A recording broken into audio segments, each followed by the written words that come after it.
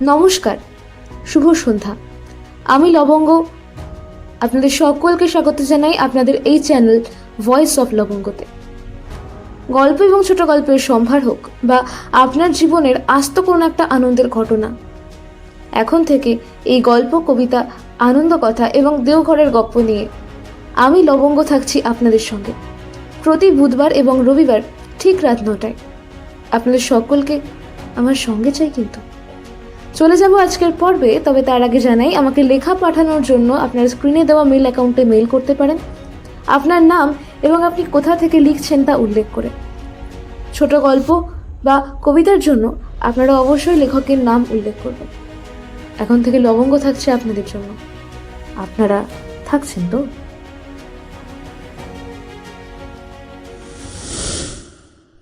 দেওঘরের গপ্পের আজকের পর্বটি নেওয়া হয়েছে শ্রী শ্রী ঠাকুরের আলোচনা প্রসঙ্গ প্রথম খণ্ড থেকে।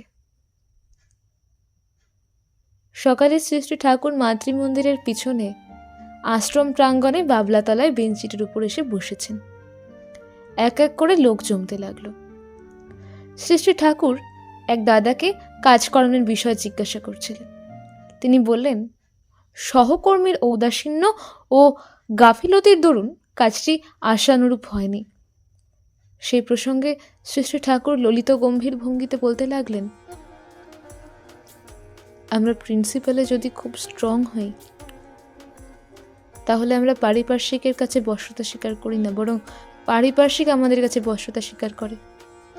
আমাদের যদি এমন ঝোঁক থাকে যে যা করার তা করবই, আর সত্যি সত্যি যদি তা করি এবং সে কাজে যদি পারিপার্শ্বিককে নিয়ে চলা প্রয়োজন হয়, তবে পারিপার্শ্বিকের সকলেও উদ্বুদ্ধ হয়ে ওঠে।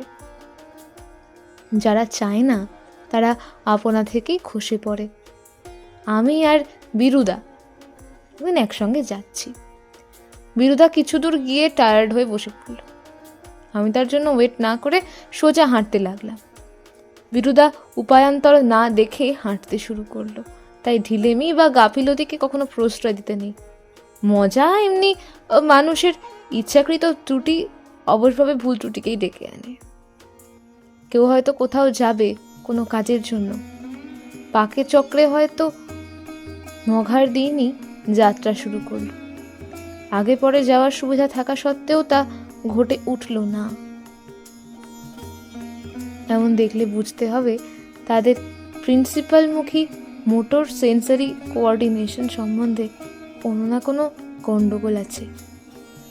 হয়তো ইমিডিয়েট মোটর সেন্সারি কোঅর্ডিনেশন নেই, পারিপার্শ্বিকের ইনফ্লুয়েন্স হয়তো original intention then and there fulfil করতে দেয়নি। গোড়ায় একটা ইন্টেনশন ব্যাহত হওয়ার দরুন ব্রেনে একটা ব্লান্ডারিং টুইস্ট পড়ে, পরে একটা ইন্টেনশন মাফিক কাজ করার সময় সেই টুইস্টটাই ভুল ও বেঘোরের সৃষ্টি করে তোলে। তবে কাজের পথে বাধা বিঘ্ন থাকলেও ঘাবড়ে যেতে নেই। আমাকে একবার কুষ্টিয়ার ডিএসপি ডেকে নিয়ে বললেন, তোমার কাছে সকল রকম লোককে আসতে দিতে পারবে না। নানা রকম ভয় দেখালেন, কিন্তু আমি বললাম আমি কাউকে বারণ করতে পারবো না, আর আপনারও এমন কথা বলা উচিত না। পরে তিনিই দুবেলা আসতেন, দুবেলা না হলেও একবেলা তো আসতেনই। এইরকমই হয়।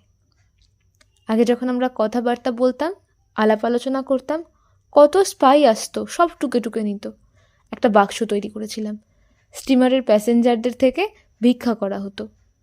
সেই টাকা দিয়ে কতজনের সাহায্য করতাম, কত স্পাইদের পর্যন্ত তাদের বিপদে আপদে সাহায্য করেছি। তারাই আবার আমার পিছনে লাগতো। আমি বুঝতাম সব, তবুও দিতাম। প্রফুল্লতা বললেন, তাতে তো তাদের ক্ষতিই করা হতো।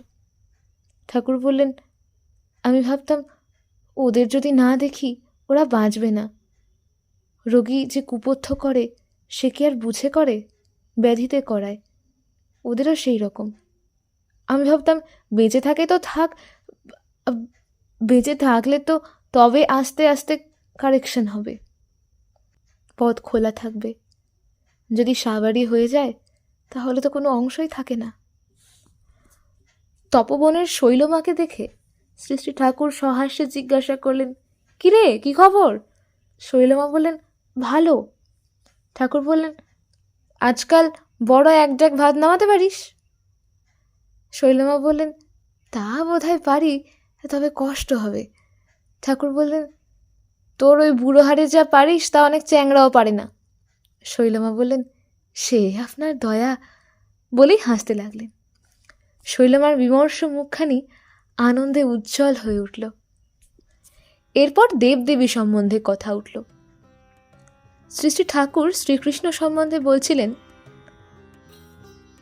আমি যখন বসে বসে নাম করতাম, কৃষ্ণ ঠাকুর এসে বাঁশি বাজাতেন, একেবারে কান মোহন ভঙ্গিতে ঝালাফালা করে দিতেন।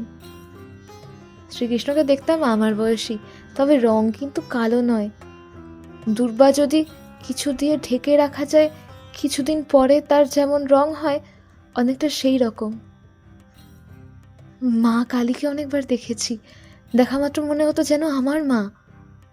আমার মার সঙ্গে কোনো পার্থক্য মনে হতো না, তাই বোধহয় মার ওপর অত টান বেড়ে গেছিল। একবার দক্ষিণেশ্বরে গিয়েছিলাম, গিয়ে খুব পিপাসা পেয়েছিল। একজন অনেককে জল দিল, আমাকে দিল না। আমার বড় রাগ ও দুঃখ হলো। রামকৃষ্ণদেবের ঘরের দিকটায় গেলাম, গিয়ে যেন খুব পরিচিত মনে হলো। অবশ্য ও কিছু নয়, আগে সোনার দরুনও হতে পারে।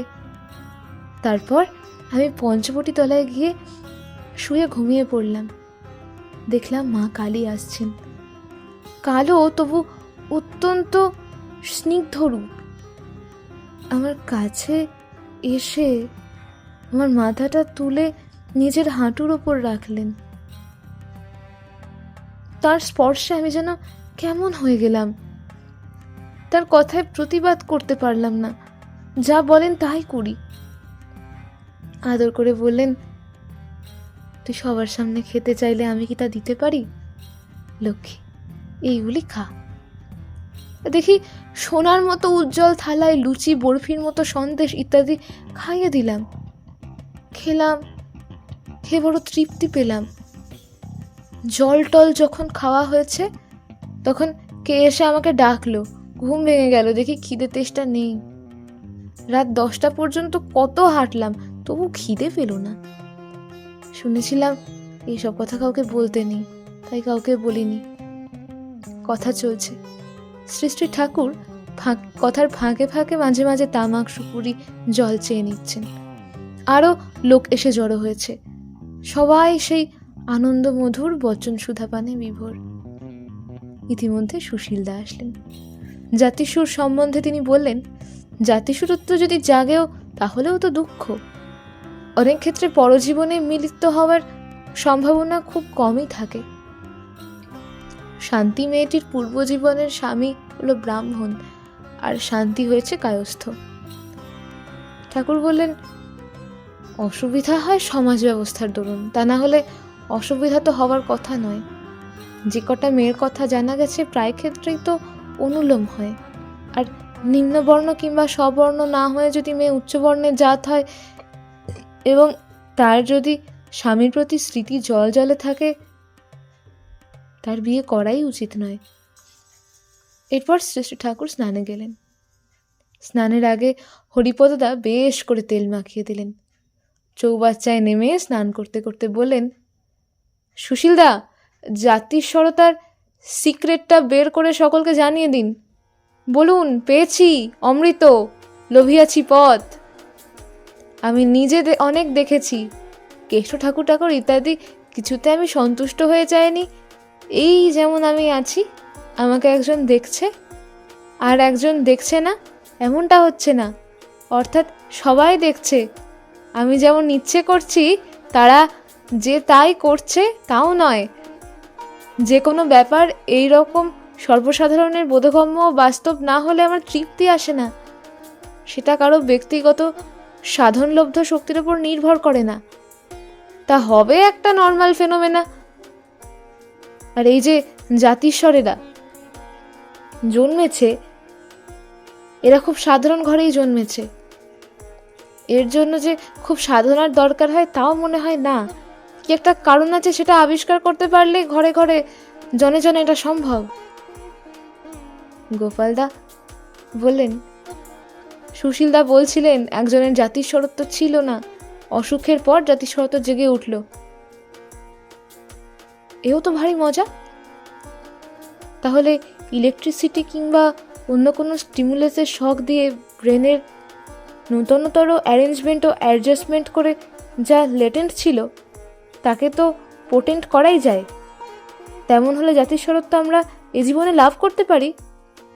শ্রী শ্রী ঠাকুর উল্লাসের সঙ্গে বললেন, অসম্ভব কিছু না, যেমন করে পারো কাজ হাসিল হলেই হয়।